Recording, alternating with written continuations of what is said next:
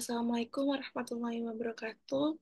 Perkenalkan, nama saya Salsabila Permata Dewi dari kelas D4E dengan NIM 233140 Jurnal 1111-016.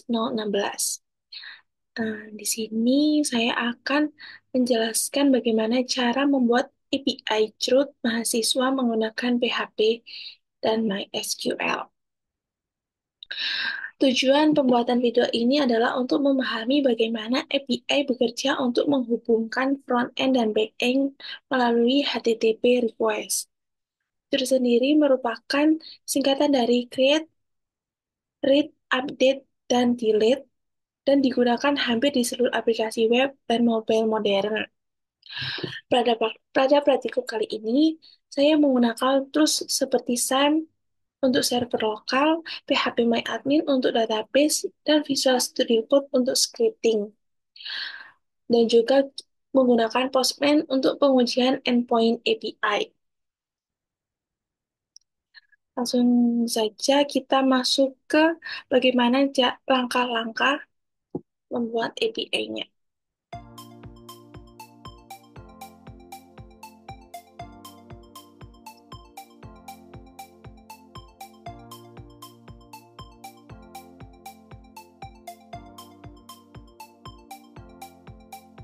Yang pertama, kita harus menginstal 3 aplikasi yang paling penting, yaitu SAM, Visual Code, dan Postman. Setelah mendownload ketiga aplikasi tersebut, kita membuka aplikasi SAM untuk mengaktifkan Apache dan MySQL. Kita buka aplikasi.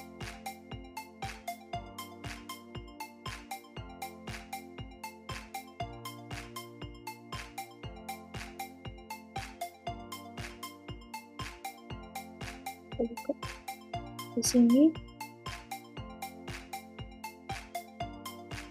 Nah, di sini untuk MySQL dan Apache-nya sudah running.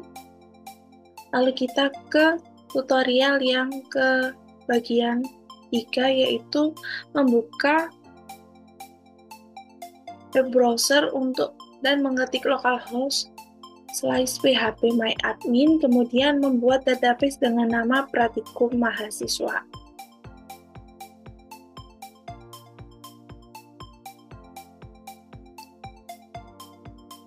Ini kita buat nama baru dengan nama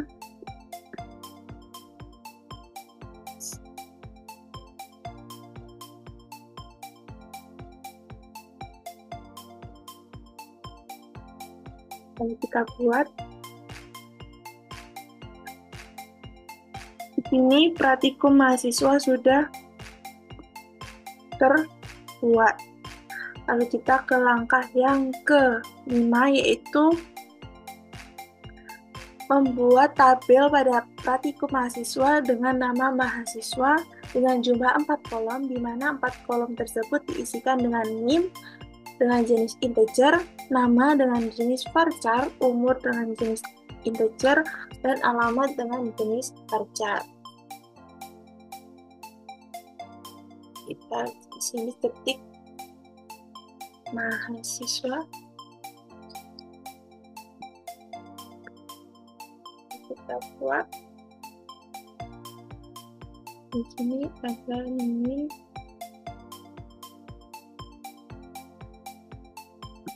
nama,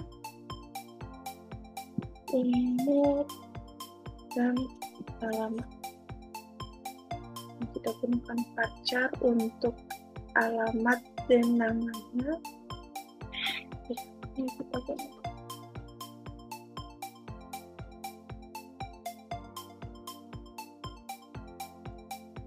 Lalu kita simpan. Oke. Untuk tabelnya sudah dan isinya sudah terbuat, lalu kita ke langkah berikutnya, yaitu membuat isi data tabel tersebut dengan mengingat langkah yang ke-6, yaitu kita mengisi tabel dengan data pribadi.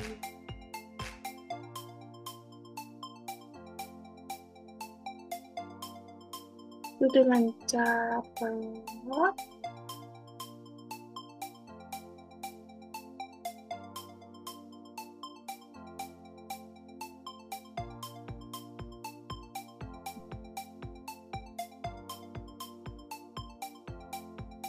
caranya kita klik bagian tambahkan ini, lalu di sini kita tulis name,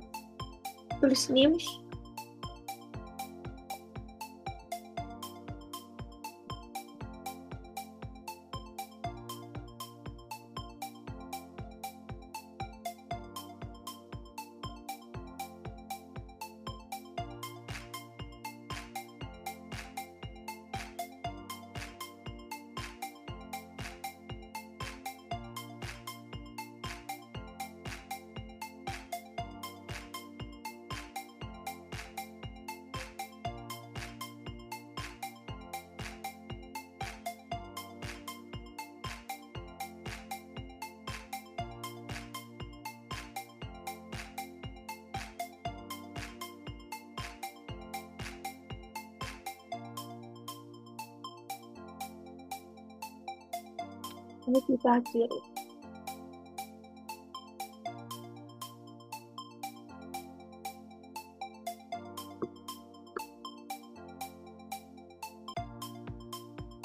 Lalu kita kirim.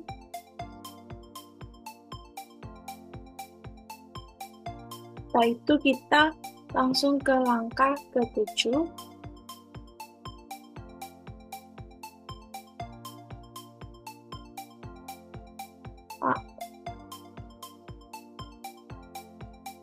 Kita langsung ke langkah yang ke-8, yaitu membuat folder pada penyimpanan aplikasi SAM di dalam folder HTTox bernama folder Pratikum.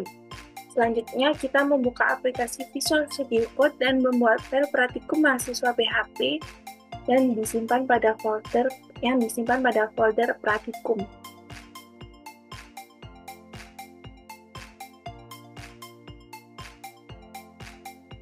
Aplikasi SAM HTTox, lalu membuat folder dengan nama Pratikum. Lalu file Pratikum ini kita buka di Visual Studio Code.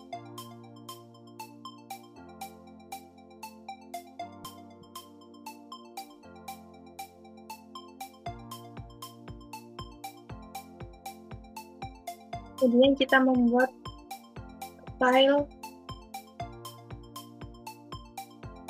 Pratikum mahasiswa.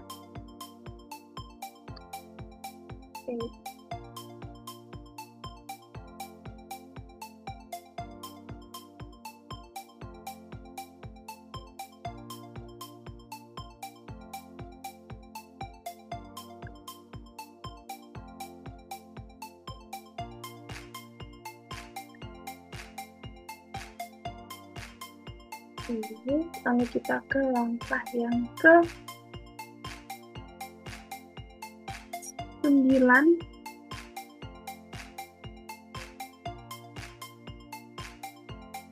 Kita mengisi file Pratikum mahasiswa PHP dengan baris perintah ini.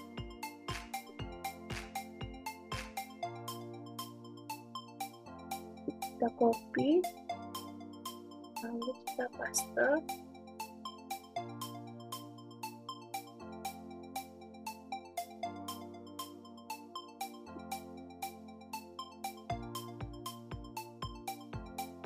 Lalu di sini saya menyetingnya sudah auto save, jadi di sini sudah otomatis tersimpan.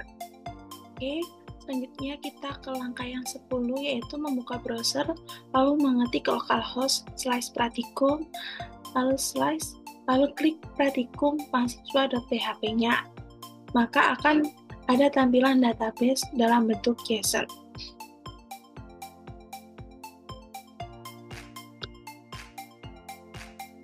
Um,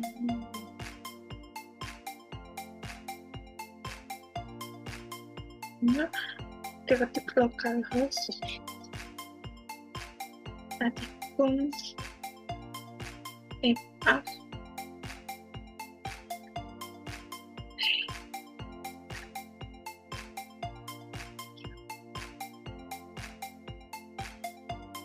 Lalu kita klik pratikum.mahasiswanya. Sini sudah ada tampilan database dalam bentuk JSON-nya. Kemudian kita ke langkah yang ke-11. Setelah masuk kembali ke Visual Studio Code, langkah ke-11 sampai ke 13 ini kita copy semuanya, lalu kita paste ke database, ke Visual Studio Code. Kita paste di sini. Lalu kita masuk ke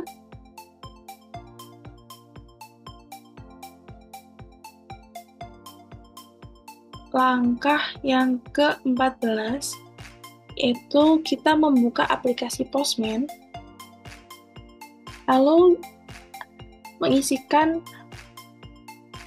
kopian link address dari localhost yang ada di browser tadi ke Postman. Kemudian kita memilih perintah get dan kita send, maka database akan ditampilkan di aplikasi Postman-nya. Ke Postman, nah kita di sini kita tambah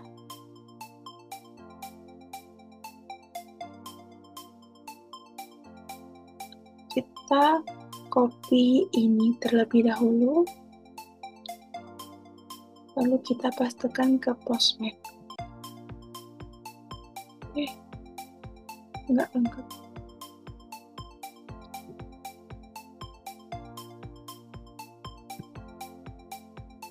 Kita send. Di sini sudah ada tampilan database dalam bentuk JSON.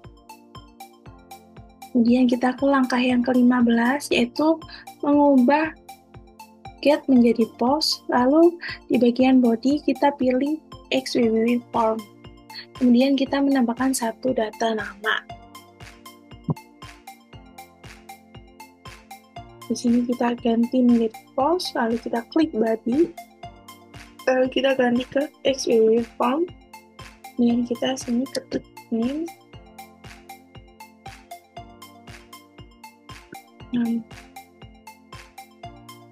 nama, umur. Saat mengetik kita tidak boleh menambahkan spasi ataupun apapun karena nanti akan berpengaruh di database-nya. Dan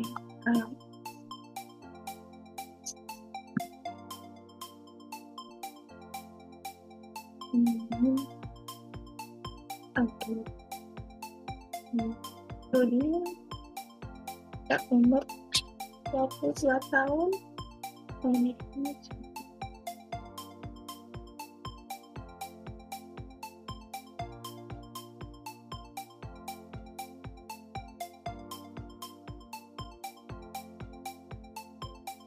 Kemudian kita save. Nah, di sini sudah ada status berhasil, lalu kita cek di browser apakah data dari Ahmad Samsudin ini muncul atau tidak. Kita refresh. Nah, di sini datanya Samsudin sudah muncul. Kemudian kita lanjut ke langkah yang ke-16. Itu kita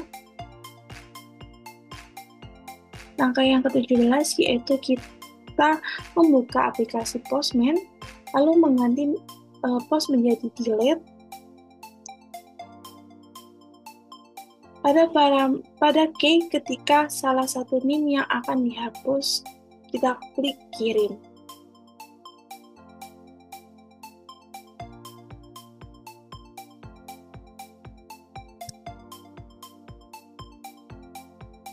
Kita ke Postman, Ini kita ganti menjadi delete. Lalu di sini kita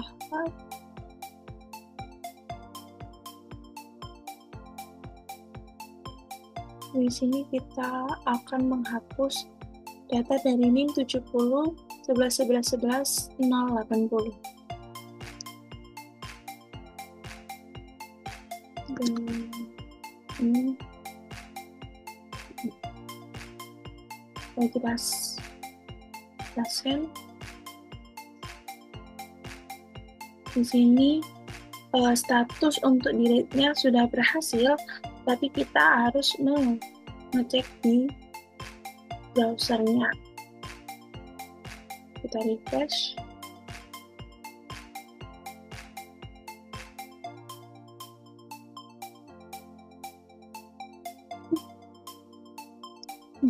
Maaf, di sini kita ketik 80 karena ininya 80 bukan 90. Kita cek lagi. Nah, data dari NIM 70 11 11 11 0 80 sudah terhapus. Kemudian kita ke langkah yang terakhir, yaitu melakukan perintah quote, lalu kita klik di params, kemudian memasukkan data dengan parameter yang dibuat, yaitu NIM tidak bisa dirubah.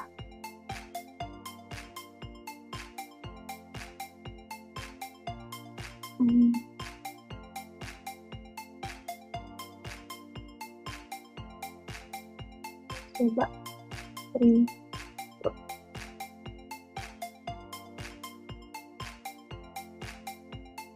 Kemudian kita isi.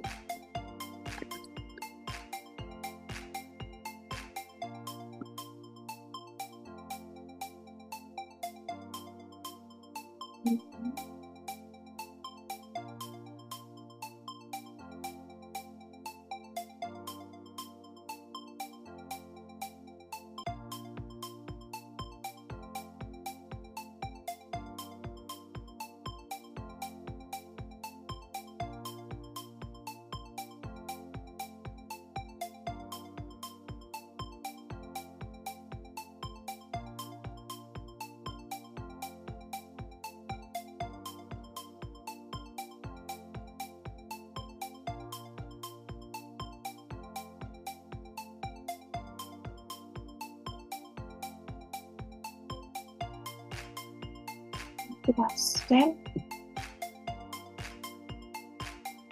Di sini sudah berhasil, kemudian kita cek lagi di browser. Nah,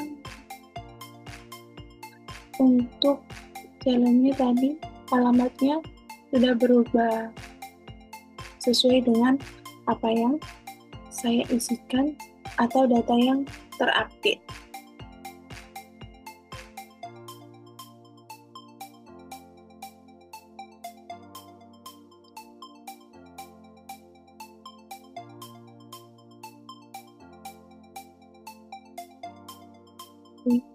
Sekian praktikum dari saya. Wassalamualaikum warahmatullahi wabarakatuh.